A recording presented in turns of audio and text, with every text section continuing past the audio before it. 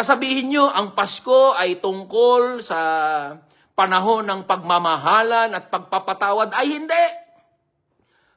Hindi! Anong pagpapatawad, pagmamahal? Walang magpapatawad sa mga Pilipino. Magpapatawad. Daang bilyon ang kinulimbat, ninakaw sa pera ng mga manggagawa at ordinaryong Pilipino. Tapos sasabihin nyo, ito ay panahon ng pagpapatawad at pagmamahalan. Hindi. Magmamahalan. Ano magpapatawad? Hindi magpapatawad. Huwag kayo magpatawad, mga boss. Pag ganyan kasi mangyayari dyan eh. Di ba?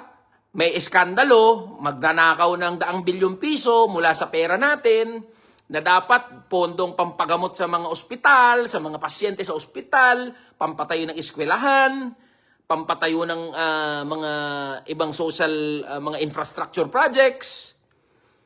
Tapos ang mangyayari, walang makukulong, meron lang huhulihin ng mga maliliit na isla, tapos malilimutan natin, tapos sasabihin, magpatawad tayo. Kaulan yan, di ba? Tama, ang Pasko ay tungkol sa pagmamahalan. Tama, ang Pasko ay tungkol sa pag-iibigan. Pero ang Pasko ay tungkol din sa accountability.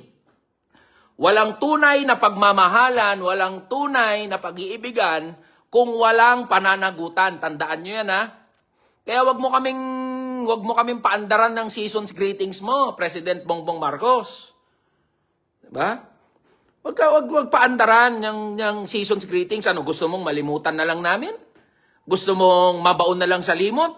Porket Pasko, porket magbabagong taon, magse-celebrate ang mga manggagawa. Nagiinuman na nga yung mga manggagawa at ordinaryong Pilipino eh. Nag-happy-happy na nga eh. Di ba? Pero hindi nangangahulugan na dapat makalimot. Huwag niyong ipagduldulan sa mga muka namin na dapat tungkol sa pagmamahalan ulul. Kaululan yan. Walang magpapatawad hanggat walang nakukulong na kurap. Walang magpapatawad hanggat hindi na ibabalik yung daang bilyong pisong kinulimbat sa pera ng taong bayan. Sasabihin nyo, panahon to ng pagkakaisa. Hindi. Walang magkakaisa. Kung ang pagkakaisa ay nangangahulugan, nakakalimutan natin yung mga magnanakaw na mga politiko, ay walang magkakaisa. Walang ganun. Sasabihin nyo, ito'y panahon ng pag-iibigan at paghilom. Hindi.